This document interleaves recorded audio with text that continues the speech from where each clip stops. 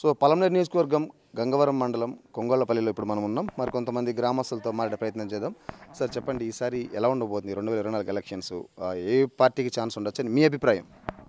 వైసీపీకి ఛాన్సెస్ ఉండొచ్చు అనుకుంటున్నాను. ఎందువల్ల అంటారు? వాళ్ళు సామాజికంగా కానీ సంక్షేమ పరంగా కానీ చాలామందికి లబ్ధి చేకూర్చే విధంగా బాగా మంచి పథకాలు తీసుకొచ్చారు. ఒక అభివృద్ధి విషయం పక్కన పెడితే రిమైనింగ్ అంతా బాగా చేశారు. సో ప్రతిపక్షాలు అంటే మిగతా ప్రజలు ఏమంటారంటే సంక్షేమమే కాదు కదా, అభివృద్ధి కూడా కావాలి అంటారు. సో ఆ విషయంలో వైసీపీ కొంచెం వెనకబడింది అనుకోవచ్చు అభివృద్ధి విషయంలో. కొంచెం అనుకోవచ్చు. కాకపోతే చిత్తూరు జిల్లా ప్రజలు అభివృద్ధి ఉన్నా కూడా ఎక్కువ బెంగళూరుకి, చెన్నైకి, హైదరాబాద్కి వెళ్తున్నారు. కానీ ఇంతకుముందు కూడా ఇక్కడ అమరావతిలో కానీ వైజాగ్లోకి వెళ్ళాలనేసి లేదు. చిత్తూరు కానీ అనంతపురం, రాయలసీమ అవును కంఫర్ట్ చూస్తున్నారు. మాకు అభివృద్ధి అంటే ఇంకా అవే ఉండొచ్చు. మాకు అభివృద్ధి అంటే రోడ్లు వేసినారా, వాటర్ వచ్చినాయా లేదా, ఇల్లు లేని వాళ్ళకి ఇల్లు ఇచ్చినారా లేదా, వాటర్ లేని వాళ్ళకి వాటర్ వస్తున్నాయా లేదా, అవే మాకు అభివృద్ధి. దాని పరంగా బాగా చేస్తున్నారు.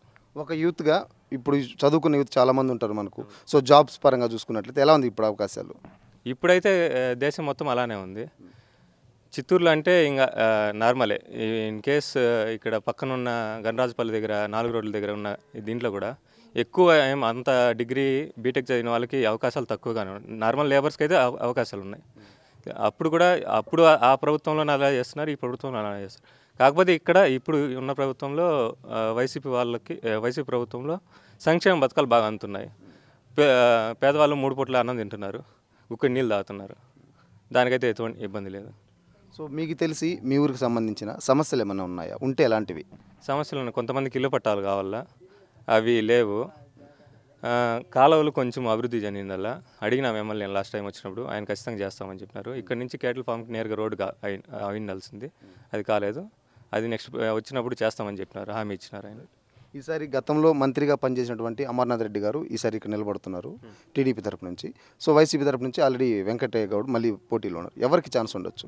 నాకు తెలిసి వెంకటయ్య గౌడ్ అన్నకే ఛాన్స్ ఉంటుంది. ఎందుకు అని అడగండి. ఆయన్ని ఎమ్మెల్యే అయినప్పటి నుంచి, ఎమ్మెల్యే కానప్పుడు కాదు, ఎమ్మెల్యే అయినప్పటి నుంచి ఆయన్ని మా ఊర్లోనే 6 సార్లు చూసినాను. అంతకుముందు ఏ మినిస్టర్ నుంచి చూడలే, ఏ ఎమ్మెల్యే అని చూడలేదు. నాకు తెలిసి, నాకు ఇప్పుడు 32 ఏళ్ళు వచ్చినప్పుడు కూడా ఎప్పుడైనా ఒకసారి ఏదైనా ఉంది అంటే వస్తారు, కానీ ఎంతవరకు వచ్చింది లేదు. కేవలం 6 సార్లు ఎమ్మెల్యే మా ఊరికి వచ్చినారు, మా ఊరికి మాత్రమే వచ్చినాడు, పక్కనున్నా కూడా. కానీ సో దానికి మేము ఏదైనా కావాలన్నా కూడా నిలదీయడానికి ఒక మనిషి కావాలి. కనీసం అమరన్న కూడా అయిండొచ్చు. వచ్చి తిరుగుతా అంటే నిలదీస్తాము, అడుగుతారు, వాళ్ళ సమస్యలు చెప్పుకుంటారు. సమస్యలు ఏమన్నా చెప్పుకునే దానికి వీలు ఉంటుంది. ఇక్కడ ఈయన 6 సార్లు రావడం వల్ల మేము అడిగేదానికి ఛాన్స్ ఉంది, ఎవరిని అడిగేయాలనే ఛాన్స్ ఉంది. సో మేము ఆయనకి ఫేవర్గా అనుకుంటాం.